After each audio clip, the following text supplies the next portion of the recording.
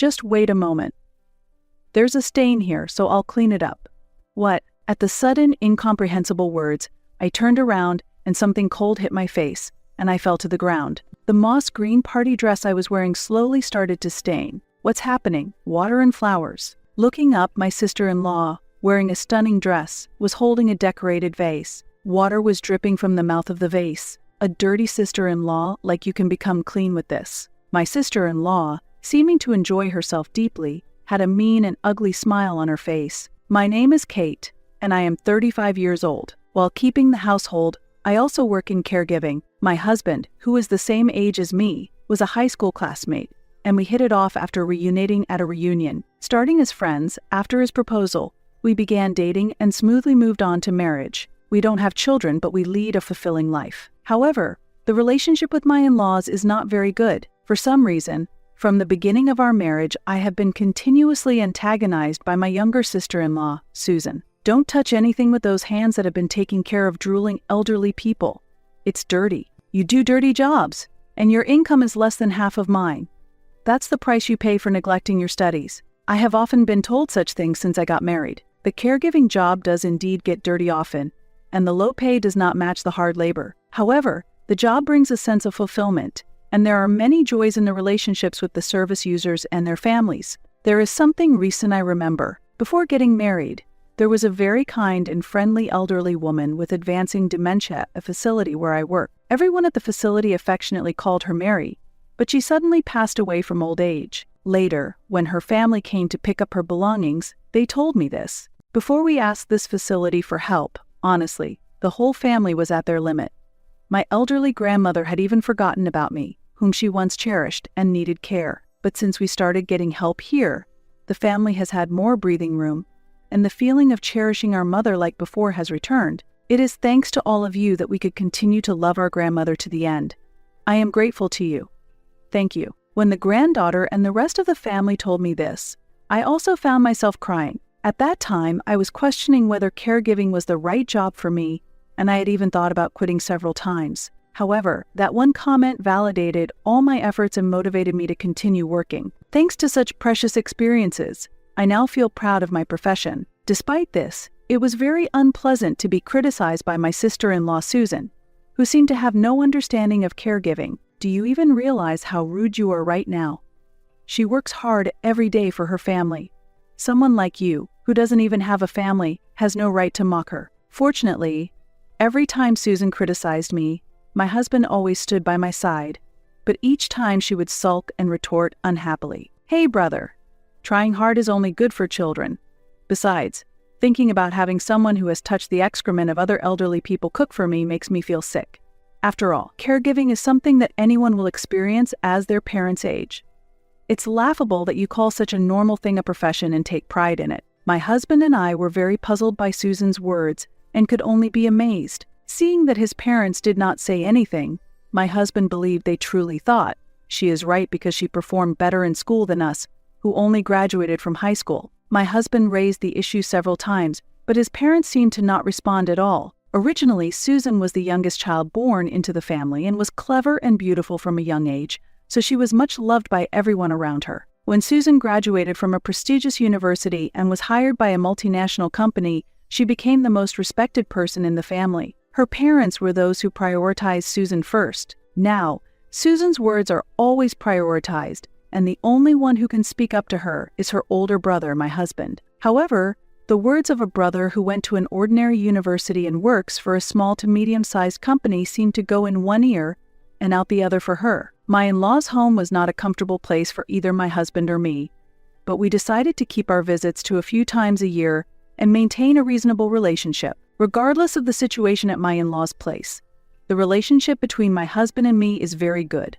And just as I love my husband, he also treats me with utmost care. For me, my husband is the ideal partner. One day, we received unexpected news. It turns out that my sister-in-law, Susan, is getting married. Moreover, she wants to wear a wedding dress before she turns 30, and it seems that the wedding and reception are planned to be held soon. According to her parents, her future husband is a wonderful young man who works at the city hall. Furthermore, his parents are civil servants who own a home in New York, and he has an older brother who is already married. Indeed, he has impeccable qualifications as a spouse. Having no risk of layoffs and owning a home in New York implies a certain level of wealth. I am impressed by his perfection. Although we were surprised by this sudden happy news, we decided to wholeheartedly congratulate them. And then, the day of the wedding arrived quickly. The weather was perfectly clear and refreshingly beautiful. It had been a long time since we attended a wedding, and the venue was a luxurious hotel, so I put on makeup more carefully than usual, dressed in a moss green dress, and posed for my husband. How do I look? Do I look beautiful? Yes, very beautiful. Smiling at his response, I felt my face light up with joy. In the end, I had never met her fiancé before, and today would be our first meeting. Although he is Susan's fiancé, I couldn't help but feel something. But today is a special day for them, and I truly wanted to bless them. At that moment, my husband's smartphone vibrated. Hello, yes, I understand. What, really? Okay, I'm on my way now. Suddenly, he hung up the phone and, looking hurried, shouted, We have to hurry. The family introduction is starting soon. What? I checked the invitation again. Looking back, we had also sent a separate note asking our relatives to come early to our own wedding. Despite this, there was no such information included this time. I recalled Susan's mischievous smile. When we hurried to the hotel, the family introduction had already finished, and everyone was freely mingling. Many other guests were present, and the hall was crowded. We rushed to my in-laws, who looked displeased. When we apologized, my father-in-law glared at us with sharp eyes. How could you be late on such an important day? What were you thinking? I'm sorry we were late. However, we were not instructed to come early. Look, here it is. My husband showed the invitation, and my father-in-law shook his head. There's no way she would make such a mistake. You must have overlooked something. My husband was at a loss for words, and my mother-in-law, dressed in a black formal dress, said quietly, Someone will explain later, so make sure to greet everyone again before the reception starts, to avoid embarrassing her. My husband probably did not want to cause any more trouble at this joyous event. He seemed to accept my mother-in-law's words reluctantly. We both felt a bit uneasy. Maybe we should go to the bathroom first. Yes, that's a good idea. I agreed with my husband's suggestion. Our hair was messy because we had rushed. To reset our mood, we went to the bathroom, and on our way back, I saw Susan in her wedding dress. Susan, I came full of a desire to congratulate her, but in this state, it didn't seem like I could genuinely enjoy the ceremony. I couldn't help but call out to her. Clearly annoyed, she looked at me and responded curtly, Why did you come? What does that mean? I received an invitation and informed them of my attendance, so it's natural that I came. Her incomprehensible question made me forget what I wanted to ask. Her eyes, staring at me in the deserted hallway, seemed to be judging me, like casting pearls before swine.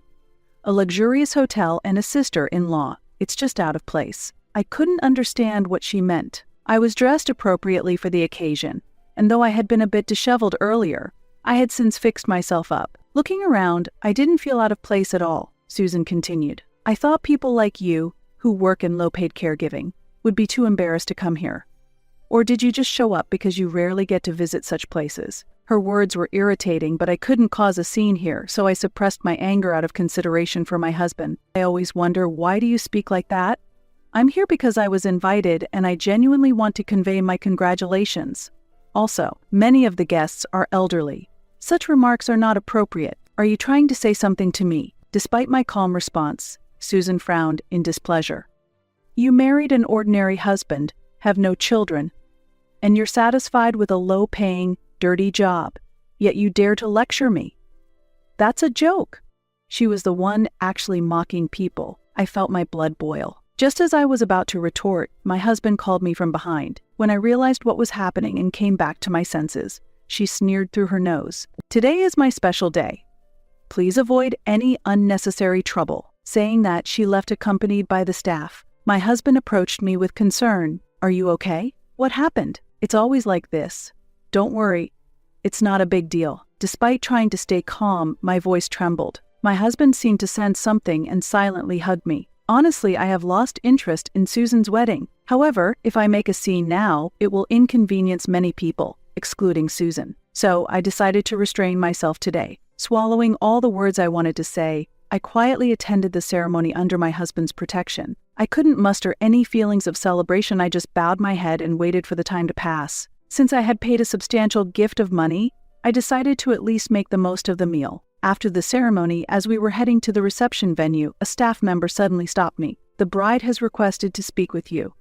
She says she has something to tell her sister-in-law. Confused about what it could be, but knowing I must go if it was the bride's request, I told my husband and headed to the dressing room. In the dressing room, Susan, having just changed her outfit, was adjusting her accessories. "Can we have a moment alone, please?" "Yes, but the reception is about to start soon, so not for long." "I know.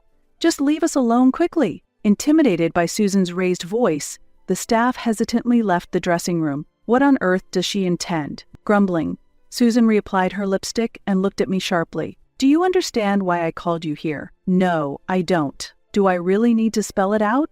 "This is why low education is such a problem." "What exactly do you want to tell me?" "Called there only to be insulted," I asked while suppressing my irritation. "If you don't understand, I'll make it clear I've explained things to everyone. And I want you to leave now." "What?"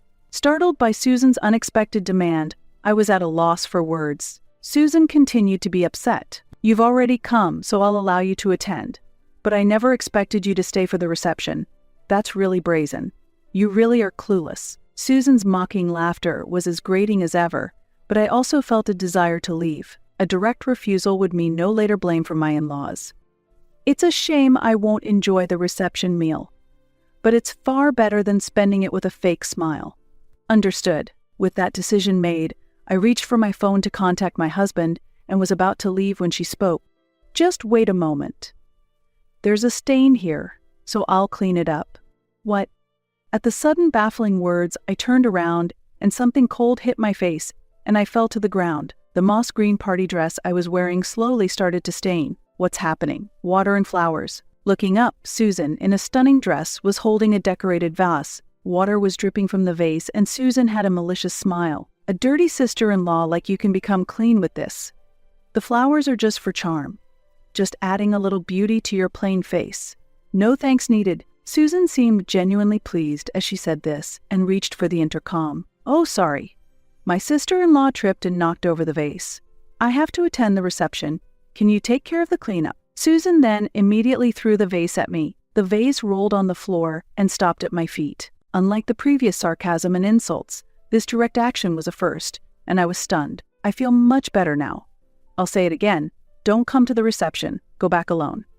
It would be a nuisance to see you there." Now I finally understood. Usually because my husband and in-laws are around, she couldn't take such actions. In this state, it would be foolish to go to the reception, and I might not even be able to get on the train for my return. Seeing me despondent, Susan smirked triumphantly. As I gritted my teeth, I heard someone running towards the door. Suddenly, the door opened, and the situation changed dramatically. "What are you doing to her?" The man standing in front of me wasn't staff but appeared to be the out-of-breath groom, holding a vivid red bouquet of roses. Nothing. She fell over by herself and got doused with the vase water." Susan answered calmly, then glanced at the bouquet, unable to hide her delight, and exclaimed, "Wow, bright red roses.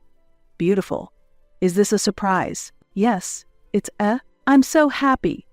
I told you I was wearing a red dress. Let's go to the reception." "She's fine.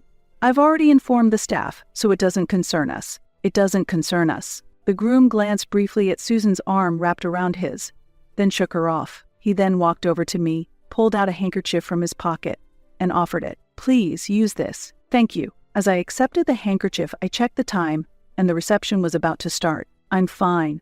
Please go ahead to the reception. While I don't care for Susan, the groom and other guests are innocent. I don't want to cause them any trouble because of me. Let's go. Don't worry about her." "Sister-in-law, didn't Susan just say it doesn't concern her?" My hesitant reaction probably let something slip. Susan stood frozen, a look of realization on her face. Behind her, the groom smiled at me. "You are a special benefactor, especially as my sister-in-law." "What do you mean?" Both Susan's and my voices of surprise echoed at the same time. "A benefactor? What is he talking about?" I was supposed to meet this groom for the first time today. As I looked at his face, I recalled the past and finally made the connection. By any chance, are you related to Chloe Miller, whose family I cared for at the facility where I used to work? "Yes, that's right. You really helped us out back then." Indeed, he was from the family of Chloe Miller, who had once told me as a caregiver, "I'm glad I met you." It turns out that my fiancé's sister-in-law is the caregiver who helped us back then. At that time, I only knew her by her last name, and all I heard from her was that she had a brother who was married. What, you knew each other? And what do you mean by benefactor? Isn't your grandma long gone by now? Susan was unable to grasp the situation and looked confused. That's right. Just before our grandmother passed away, your sister-in-law was the one who cared for her in our family's place. Susan averted her eyes at this unexpected connection. After a moment of silence, Susan forced a smile at the groom and said, "Oh, I see. Anyway, let's go to the reception. Everyone is waiting." "But what about her?" "Look, leave her to the staff. You know, she really is so careless. She came to celebrate but ended up tripping and getting all wet." I was simply astonished at how boldly Susan could lie. As I wiped my body with a towel handed to me by the staff, he looked at Susan with disbelief and said, "I didn't realize you were that kind of person." "What?" Leaving a puzzled Susan behind, the groom picked up an object that looked like a hardcover book sitting on the windowsill. It looked like a bookcase, but when opened, a hidden camera appeared. "What is that? Were you secretly filming?" I apologize for having the camera on. We rushed the wedding so much that there wasn't time for a proper proposal, so I planned a surprise proposal during the reception. While Susan stood speechless in shock, the groom quietly continued his explanation. "The plan was like this: after you changed outfits, I would go to the dressing room where you were resting alone, propose again in a private setting, and after getting your response, carry you to the reception hall. The whole scene was to be filmed and shown live at the venue as a surprise." Shown live. Susan's complexion turned visibly pale. I had to cancel the live feed to the venue due to an unexpected visitor, but I saw everything. "I saw all your actions." The groom briefly glanced at me, then added sarcastically, "I never imagined such a surprise would occur." Susan couldn't stop shaking. Her face was a mix of anger and panic. "You made various excuses to prevent me from meeting your brother and sister-in-law. But today the true reason became clear. To you, academic credentials and appearances are everything, but you said the same thing. That's smart. Beautiful people should be valued. You're misunderstanding something. What I said was that anyone who works hard in their studies' appearance, or whatever it may be, deserves recognition. That doesn't mean they should look down on others." As the groom coldly responded, Susan was at a loss for words. Ignoring the bouquet of roses on the floor, the groom spoke to Susan in a calm voice. "I can't cancel the reception, but we'll discuss what happens next later." As the groom left, Susan collapsed to her knees in shock. Then, she turned a fierce gaze on me. "This is the worst. You've ruined the wedding because of your low education and plain looks. I'm going to sue you." Seeing Susan reveal her true nature and start screaming, I was surprisingly calm in my response. "Even if you say you'll sue, I think the outcome would be unfavorable for you. But if you're okay with that, why not try?" "What are you talking about? It's the truth. You were the one who threw the water and lied, and all of it is recorded on video. You ruined the ceremony with your own actions." Susan didn't expect me to fight back so strongly and was left speechless, her anger clearly visible on her face. "Shut up, I hate you. Just disappear." Susan's voice was filled with rage, and her fury controlled her. She hastily picked up the bouquet that had fallen to the floor and threw it at me with all her might. As I closed the door, the sound of the bouquet scattering on the floor echoed, along with her angry screams throughout the venue. Soon after, my husband and in-laws hurried over in response to the staff's call. Seeing me drenched, my husband immediately rushed over and checked on me with concern. Meanwhile, my parents-in-law merely glanced at me, unable to hide their anxiety and confusion at their daughter's tantrum. When the groom played the video he had prepared, in response to the demand to know what had happened, my parents-in-law were speechless, and my husband could hardly contain his anger. Her actions were clearly excessive. If I had known this would happen, I should have kept her at a distance from the start. "I'm really sorry you had to go through this." "It's okay, I managed to speak up for myself too." That helped me feel a bit better. I tried to calm my husband. While his parents were still wondering what to do next, I quietly spoke to them. "I don't have a change of clothes, and staying here won't let her calm down.